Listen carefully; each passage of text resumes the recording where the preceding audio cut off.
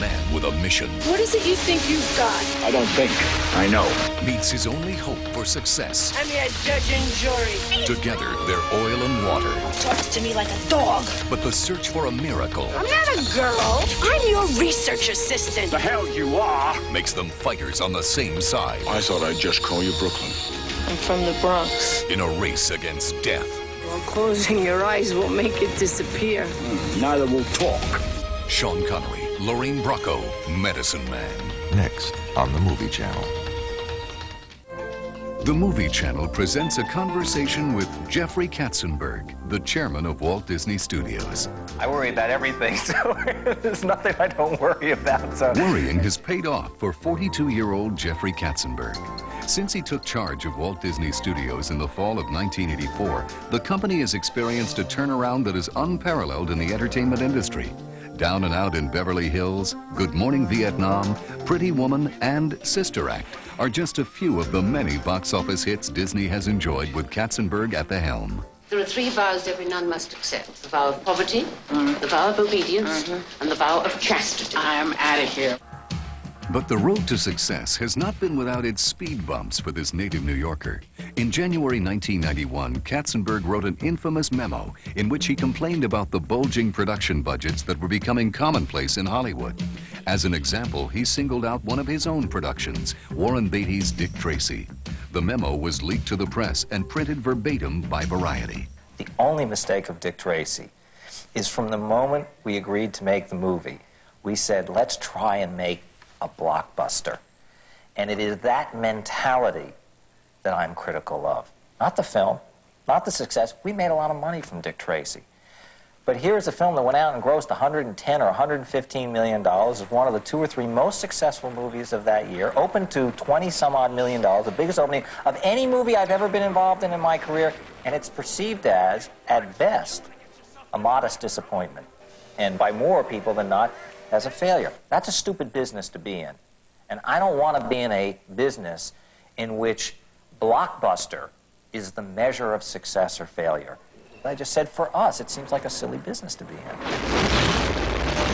Katzenberg also believes it's silly to give in to a movie star's capricious demands. I understand Kim Basinger's been just fine on movies that she's worked on, you know, and ours was a nightmare, truly. If we went into stories in it, your jaw would hit the, the floor here in it. So, you know, who knows? I don't know what the circumstances were, or why this movie, that moment, that time, it got out of hand.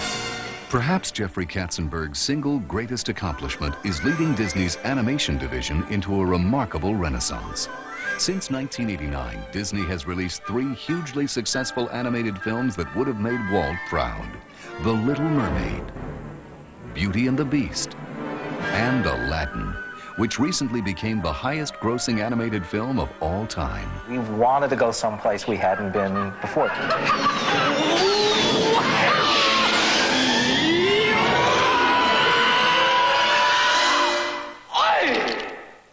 10,000 years will give you such a crick in the neck. What has happened is that the artists, the animators, the creative staff, the storytellers who did work on Little Mermaid and have worked on Beauty and the Beast have gotten confidence. And with that confidence and that self-assuredness comes greater kind of risk-taking.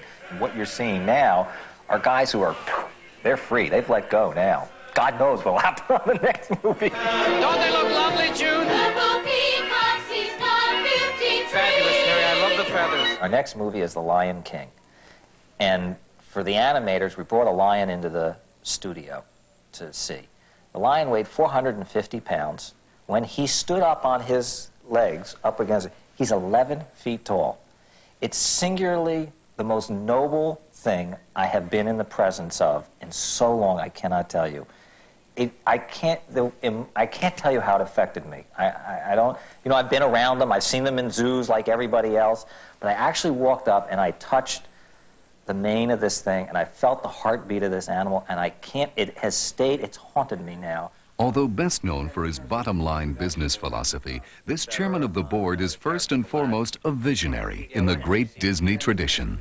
In terms of these movies, they really are not measured in business. They are heritage.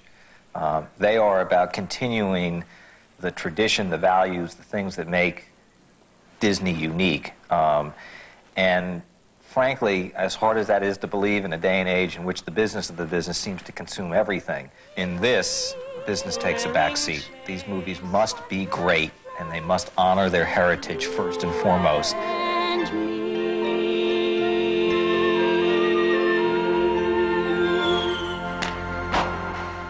Stephen Seldes, businessman, family man, dead man. He was my client. And how did he die? Unwillingly. She was more than his lawyer. You were sleeping with her husband. She stumbled on a plot. Who are you protecting? And she's up to her briefs in danger. Why would he kill us? Hello? Stalked by a madman, framed by a killer, terrified by the truth. Barbara Hershey, Sam Shepard, Defenseless. Playing Tuesday on the Movie Channel. First, he invented himself. The way you spend money, you never have anything left. So, I'll make more. It's only dirty paper. Next, he invented his love. We both want whatever we want, whenever we want it, and we both want everything. Then, he invented Las Vegas. I have found the answer to the dreams of America. Warren Beatty. Annette Bening. Squeeze the trigger, kill me. Bugsy. Premiering this month on the Movie Channel.